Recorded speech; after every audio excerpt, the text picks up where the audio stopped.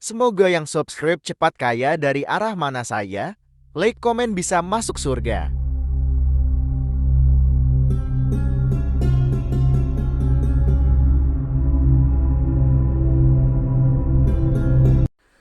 Bismillahirrahmanirrahim. Allahumma sholli ala Sayyidina Muhammad wa ala ali Sayyidina Muhammad. Saudaraku yang dirahmati Allah, dalam sebuah kisah bahwa di zaman Bani Israel dulu ada seorang wanita muda yang terkenal dengan sangat mempesona. Wajahnya ayu dan cantiknya, tubuh seksi menggairahkan. Sayangnya wanita cantik yang bertubuh aduhai ini menggunakan tubuhnya untuk hal yang salah. Semua potensi yang seharusnya mendekatkan pada Tuhan dimanfaatkan untuk mendapatkan uang dengan cara menjual dirinya. Ia adalah seorang pelacur hebat yang terkenal profesional. Ia viral di depan para laki hidung belang. Ia sangat pandai memuaskan laki-laki yang datang dengan nafsu syahwatnya. Ia pelacur senior yang sangat handal. Ratusan atau mungkin ribuan orang sudah porak-poranda dibuatnya. Dalam beberapa literatur menyebutkan bahwa perempuan muda itu bernama Malika. Dikisahkan dalam kitab Duratun Nasihin, wanita itu melakukan aktivitas jual beli diri di rumahnya sendiri setiap hari. Malika menunggu para laki hidung belang dengan bernafsu di atas ranjang kerjanya.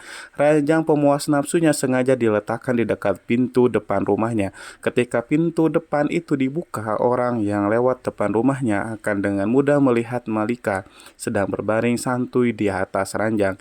Ia sengaja melakukan itu agar para lelaki yang melintas dapat melihat kecantikannya, sehingga nanti mereka yang imannya tipis setipis tisu akan segera tergoda dan merongkek dompet untuk bisa menikmati waktu bersama Malika. Konon Malika memasang tarif dengan harga yang sangat mahal, yaitu sekitar 100 keping dinar. Uang 100 dinar itu jika kita menggunakan sinar Kuwait dan kemudian mengkonversikannya ke dalam rupiah, maka akan bernilai sekitar 4,8 juta rupiah. Harga yang sangat fantastik untuk usaha pelacur. Namun demikian, banyak lelaki tipis imannya yang bermimpi bisa tidur bersama Malika. Tidak masalah bagi mereka walaupun harus membayar sedemikian mahalnya. Bagi mereka merupakan sebuah pencapaian besar, pencapaian luar biasa yang akan mereka banggakan di tempat-tempat tongkrongan mereka bila bisa menikmati Malika sang pelacur. Pelacur terkaya yang sangat menjaga kualitas tubuh dan pelayan menerimanya. Itu akan membuat mereka bertepuk dada karena bangga. Banyak orang yang kemudian salah terka, mereka mengira bahwa Malika akan mati tua merana dengan penuh hina akibat perbuatan dosanya. Namun siapa sangka Allah memiliki takdir indah yang lain untuk Malika. Malika mendapatkan momen luar biasa yang kemudian mengubah seluruh jalan cerita hidupnya 180 derajat dari sebelumnya. Malika mendapatkan lelaki soleh sebagai suaminya. Dari pernikahannya, Malika dan suami memiliki 7 anak laki-laki soleh yang semuanya diangkat Allah menjadi nabi. Bagaimana bisa semua itu terjadi? Amalan apa yang sudah dilakukan Malika dalam hidupnya? Sebelum melanjutkan kisah ini, mari kita bantu channel ini untuk terus berkembang dengan cara mensubscribe dan mengaktifkan tanda lonceng. Jangan lupa berikan komentar yang baik, share video ini kemanapun supaya banyak yang mendapatkan manfaatnya. Semoga bernilai amal jariah karena membantu syiar Islam kepada manusia. Amin, amin, Allahumma amin.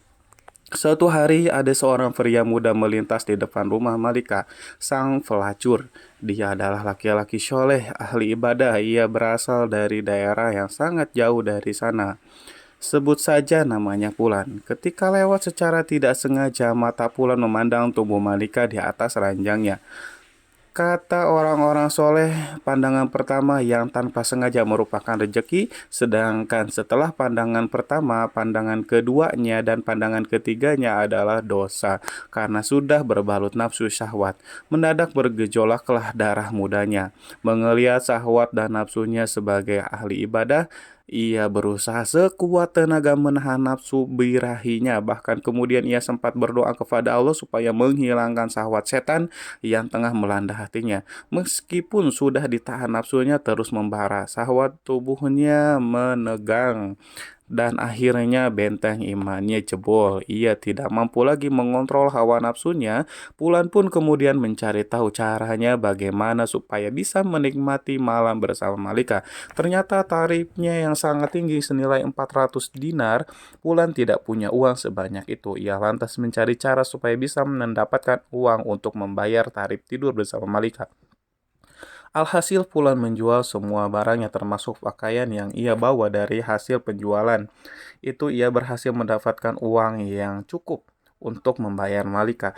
Dengan mantap dan yakin Fulan mendatangi rumah Malika. Sesampainya di sana pegawai Malika menyuruhnya membayar uang tarif pelayanan. Ternyata malam itu Fulan belum bisa menuntaskan hasratnya. Ia harus menunggu giliran mengantri bersama puluhan lelaki yang lainnya yang mempunyai niat yang sama. Maklum Malika adalah impian semua lelaki kala itu. Pegawai Malika kemudian memberikan nomor antrian Fulan sekaligus mencatat waktu pelaksanaannya.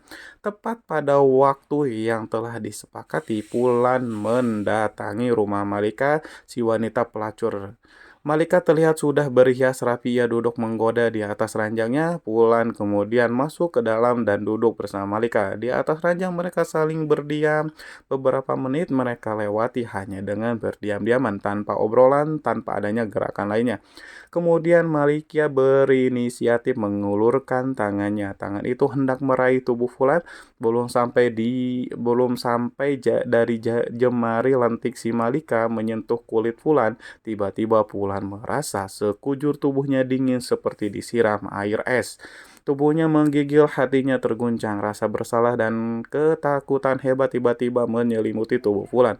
Imannya yang sangat nyaris minggat tiba-tiba kemudian kembali lagi. Ia merasa seluruh ibadah dan amal baiknya selama hidup hancur porak-poranda dalam hitungan detik selama ia berada dalam kamar itu. Wajar Wajah Pulang terlihat pucat, kemudian seluruh persendiannya bergetar. Ada sebuah kekuatan dahsyat yang tiba-tiba membuat hatinya ketakutan menyadari sesuatu yang aneh. Sedangkan klien Malik, kasih wanita pelacur itu kemudian bertanya, "Mas, kamu itu kenapa sih? Apakah kamu sakit?" Begitu kira-kira Fulan masih terdiam. Kemudian menjawab dengan gemetar, "Mbak, aku sangat takut kepada Allah. Biarkan aku keluar dari kamar ini." Kemudian Malika mengercitkan dahinya. Ia kaget dengan jawaban Fulan. Dengan emosi Malika membentak, "Aduh, sialan, kamu banyak laki-laki yang sangat menginginkan apa yang kamu dapatkan hari ini. Bahkan mereka rela antri lama demi mendapatkanku. Aneh sekali, kamu itu kenapa sebenarnya?" Pulan si ahli ibadah itu menggigil kakinya, ia lifatkan ke depan dadanya.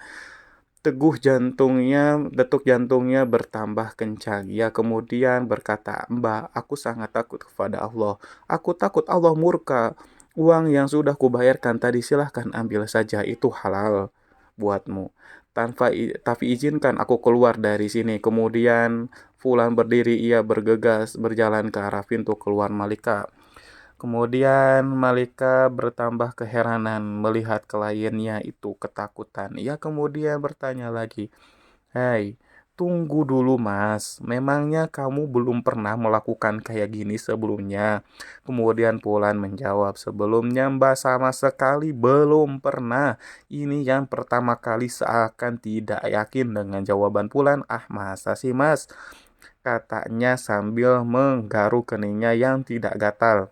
Malika kebingungan, apa iya di zaman ini ada laki-laki yang tahan terhadap godaannya?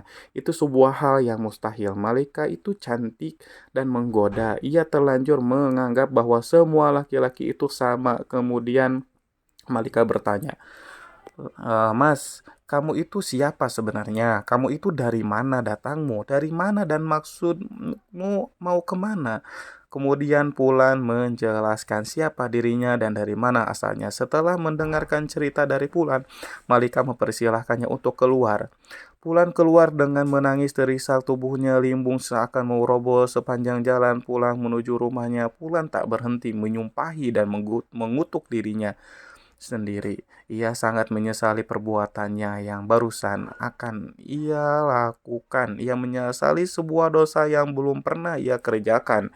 Sementara itu, Malika di dalam ruangannya masih merasa kebingungan. Ia masih teringat kondisi pria yang sangat menyedihkan itu. Pria pertama yang menolak tidur dengannya. Diam-diam Malika termenung dan merenung memikirkan fenomena aneh yang baru ia alami malam itu.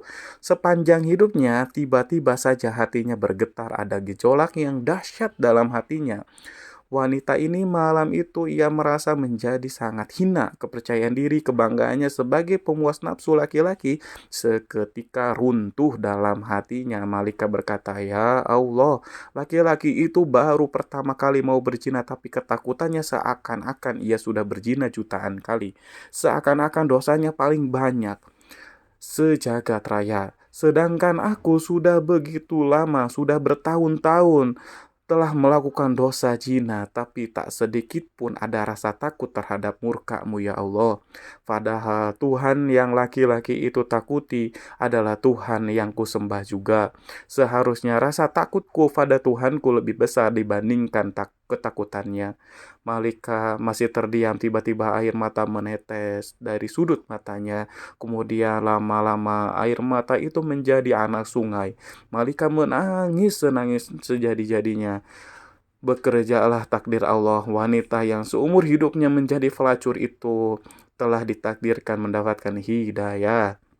Pada malam itu juga, Malika kemudian menutup pintu rumahnya rapat-rapat. Ia menguncinya dari dalam, kemudian ia bersuci sebisanya, lalu mengganti pakaian seksinya dengan pakaian sopan sederhana, dan kemudian ia memulai beribadah, sebuah amalan yang sudah ia tinggalkan bertahun-tahun lamanya. Malika benar-benar bertaubat, menyesali dan meratapi dosa-dosanya di masa lalu, dan ia meminta ampunan dari Allah. Malika duduk beribadah sepanjang malam setiap hari. Hal itu dilakukan dengan sungguh-sungguh, dengan mengharapkan ampunan Allah. Tidak terasa pertemuan dengan Pulan sudah lewat setahun. Diam-diam Malika selalu ingat kepada Pulan, lelaki soleh yang ia temui tahun lalu. Malika teringat dan kemudian berpikir, jika saja aku mendatangi Pulan, mungkin saja Pulan mau menikahiku sehingga aku dapat belajar di sampingnya banyak hal tentang agama. Dan Pulan akan menjadi pendorong dan penyemangatku untuk beribadah pada Allah. Setelah menimbang dan berpikir lama, Malika yang sudah berubah menjadi wanita soleh memutuskan untuk mencari si Pulan. Ia masih teringat alamat yang disebutkan Pulan beberapa bulan yang lalu. Pergilah Malika mencari alamat Pulan. Ia pergi dengan membawa harta dan beberapa pembantunya. Dengan semangat dan iman mereka berangkat melakukannya. Setelah sampai di kampung yang dituju, Malika lalu bertanya kepada warga yang dijumpainya. Kemudian ia memperoleh informasi di mana rumah Fulan. Si pemuda soleh sesampainya di rumah Fulan, diucapkannya salam. Kemudian keluarlah Fulan. Ia membukakan pintu rumahnya, kemudian mempersilahkan para tamunya untuk masuk. Fulan belum sadar siapa yang datang karena Malika pada saat itu memakai cadar. Sedangkan para pembantu bersamanya, Fulan belum pernah mengenali mereka sebelumnya. Malika kemudian membuka cadar penutup wajahnya supaya Fulan mengingatnya, dan benar saja, meskipun setahun telah berlalu, Fulan masih mengenalinya. Tiba-tiba tubuh Fulan kembali menjadi dingin. Fulan teringat peristiwa perjumpaan pertama dan terakhirnya dengan wanita di depannya. Itu rasa bersalah, rasa takut yang sudah berusaha ia hilangkan selama setahun terakhir tiba-tiba datang lagi. Bagi Fulan, perjumpaannya dengan Malika tahun lalu itu membuat trauma itu lebih menakutkan daripada berjumpa dengan singa lapar. Kenangannya di masa lalu membuat tubuhnya lemas, lunglai, tubuhnya kemudian kembali bergetar hebat, keringat dan air matanya bercucuran. Fulan tiba-tiba menjerit histeris memohon ampunan kepada Allah. Fulan si ahli ibadah itu berteriak sangat kuat, saking kuatnya suaranya, nyawanya pun ikut keluar. Fulan meninggal dunia. Kematian Fulan itu tentu saja membuat Malika sangat terpukul dan bersedih hati. Malika menangis, kemudian ia melakukan ibadah Dalam doanya, Malika berkata, "Ya Allah, sesungguhnya aku berangkat ke sini untuk bertemu dia demi sebuah niat suci dan mulia untuk mendekatkan diri kepada Engkau, ya Allah. Tetapi Engkau lebih mencintai dan menginginkannya kembali kepadamu." Tangis Malika pecah, air matanya tumpah setelah pulang selesai dimakamkan. Kemudian Malika bertanya kepada keluarganya, apakah Pulan punya seorang saudara laki-laki di antara keluarganya yang membutuhkan seorang istri? Kemudian orang-orang di situ menjawab, iya betul, Pulan masih punya saudara laki-laki. Orangnya juga sangat soleh, tetapi dia itu melarat, miskin, tidak punya harta. Kemudian Malika berkata, oh ya tidak, berharta dan miskin bukanlah sebuah masalah bagiku. Aku ini wanita kaya, aku berkecukupan harta. Yang terpenting suamiku nanti bisa membimbingku untuk mendekatkan diri kepada Allah. Akhirnya kemudian saudara si Pulan, si ahli ibadah, dilamar oleh Malika. Mereka pun kemudian menikah. Allah Subhanahu wa taala memberikan kebahagiaan bagi rumah tangga mereka berdua. Bahkan dari pernikahannya mereka dikaruniai 7 orang anak laki-laki. Dan sebuah hal yang sangat luar biasa, Masya Allah, semuanya atas takdir Allah. Ke-7 anaknya itu diangkat oleh Allah menjadi nabi-nabi dari kalangan Bani Israel. Sebuah anugerah besar, sebuah barokah dari taubat yang sesungguhnya ini adalah pelajaran penting bagi kita untuk tidak memandang remeh, memandang rendah yang lain. Mungkin saja saat ini ada orang itu ahli maksiat, penuh dosa, namun ternyata besok pagi orang itu bertobat kemudian menjadi ahli ibadah dan menjadi kekasih Allah. Dari Anas bin Malik dan Abu Hurairah radhiyallahu an, Rasulullah bersabda, Allah Allah Subhanahu wa taala berfirman, apabila seseorang hamba mendekatiku sejengkal, maka aku akan mendekatinya 1 hasta. Apabila hamba itu mendekati aku 1 hasta, maka aku mendekatinya satu depan. Apabila hamba itu mendatangiku dengan berjalan kaki, maka aku akan mendatanginya dengan cara berlari. Hadis sahih riwayat Bukhari. Para sahabat yang dirahmati Allah, oleh karena itu jangan main-main dengan pertaubatan seseorang. Jangan main-main dengan kalimat tobat. Jika seorang sudah bertaubat kepada Allah, Allah tidak akan lagi memandangnya bagaimana masa lalunya. Yang Allah pandang dari seseorang adalah masa kininya dan bagaimana nanti akhir hidupnya. Semoga kita semua dipilih oleh Allah untuk menjadi hamba-hambanya yang meninggal dengan cara husnul khotimah. Wallahu a'lam bishawab. Wassalamualaikum warahmatullahi wabarakatuh.